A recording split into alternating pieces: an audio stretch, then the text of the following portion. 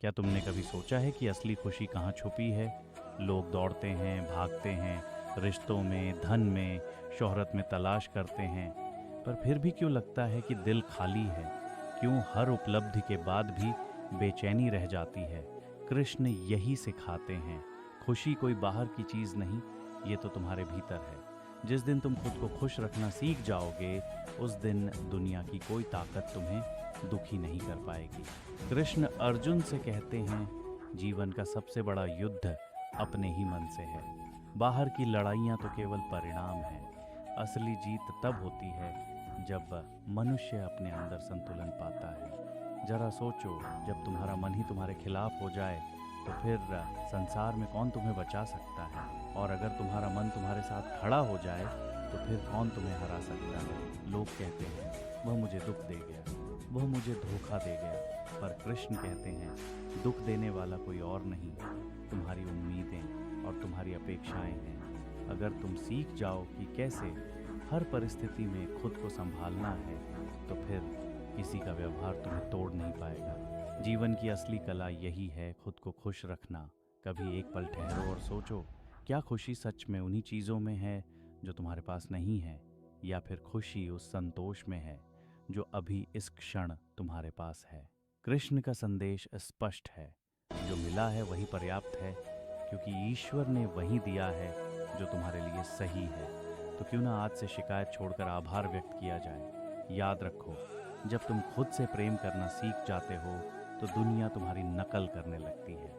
अगर तुम उदास रहोगे तो आसपास का माहौल भी बोझिल हो जाएगा, लेकिन अगर तुम मुस्कुराओगे तो सबसे अंधेरे क्षण भी रोशन हो जाएंगे। यही आत्मशक्ति है, यही कृष्ण वाणी है। कृष्ण कहते हैं, जो मनुष्य अपने भीतर सुख खोज लेता है वह कभी खाली नहीं होता। सोचो जरा, जब किसी को लगातार बाहर की चीज़ों से ही उम्मीद होती है तो उसकी हालत क्या होती है? आज धन नहीं मिला तो दुखी, कल सम्मान नहीं मिला तो परेशान, परसों कोई अपनी तारीफ न कर दे तो बेचैन। ऐसा जीवन कैसा जीवन? ये तो एक कैद है, एक बंधन है। पर जिसने यह रहस्य समझ लिया कि असली खजाना भीतर है, वह कभी टूटता नहीं। जीवन की राह हमेशा सीधी और सरल नहीं होती। कभी पहाड़ों जैसी कठिनाई सामने खड़ी होगी, कभी रेगिस्तान जैसी प्यास लगेगी, तो कभी आंधी जैसा तूफान आएगा। लेकिन इन सब के बीच अगर मनुष्य ने यह ठान लिया कि मुझे अपनी शांति नहीं खोनी है, तो फिर पूरी दुनिया हार मान जाएगी। और यह शक्ति केवल ज्ञान से आती है, वही ज्ञान जिसे कृष्ण ने गीता के रूप में दिया। अर्जुन की तरह हम सबके जीवन में भी ऐसे पल आते हैं जब हम भ्रमित हो जाते हैं, सोचते हैं क्या सही है, क्या गलत है, किस रास्ते पर चलना है।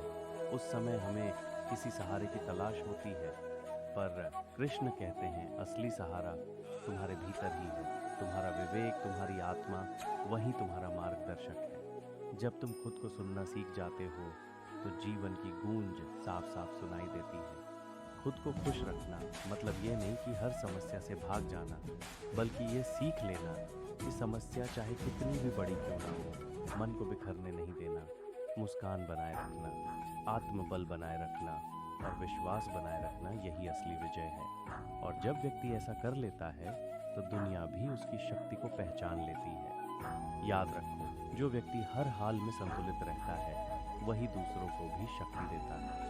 अगर तुम खुद भीतर से मजबूत हो तो तुम्हारी उपस्थिति ही दूसरों के लिए आश्रय बन जाएगी। यह वही स्थिति है जिसे कृष्ण स्थित प्रज्ञा कहते हैं, यानी ऐसा इंसान जिसे ना दुख हिला सके ना सुख बहका सके। कृष्ण का संदेश ये है कि जीवन की सबसे बड़ी शक्ति आत्मनिर्भरता है। अगर तुम्हारी मुस्कान किसी और के व्यवहार पर टिकी है तो तुम हमेशा कमजोर रहोगे, पर जब तुम्हारी मुस्कान तुम्हारे अपने निर्णय से जन्म लेती है, तब कोई भी उसे छीन नहीं सकता।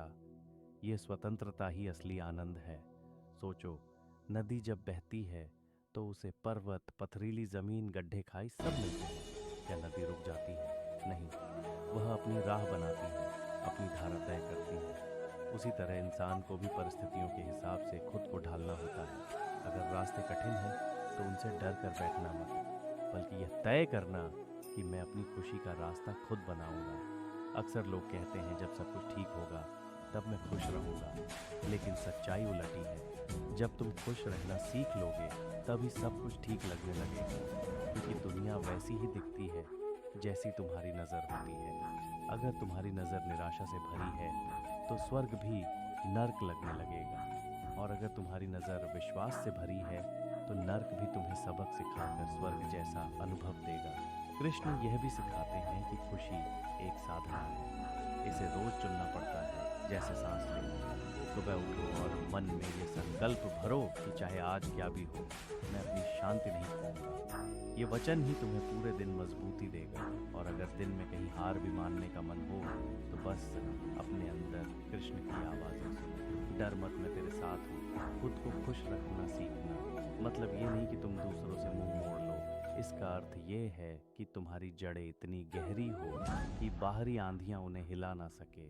जब पेड़ की जड़ें मजबूत होती हैं तो चाहे तूफान कितना भी तेज हो, पेड़ खड़ा रहता है।